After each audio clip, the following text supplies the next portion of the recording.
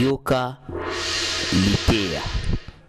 Matondo mandeko balandi biso wana lisusu na kati ya rubrique na biso Yoka Litea.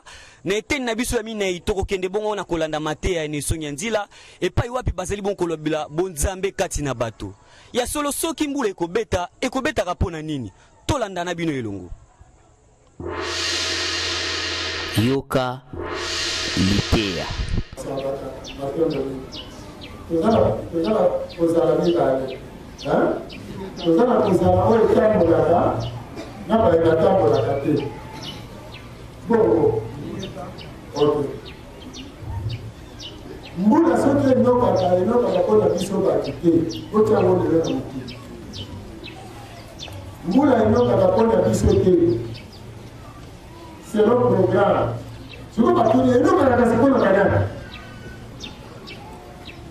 Biso paso, na insect, na nyama, na ndege.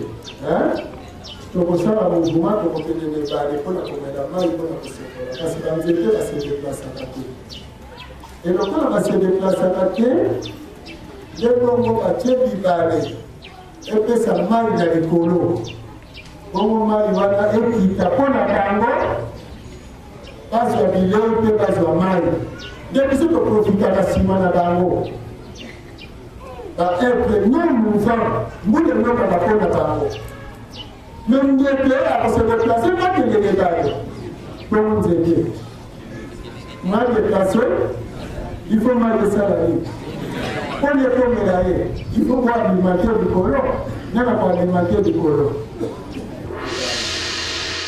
Yoka Litea.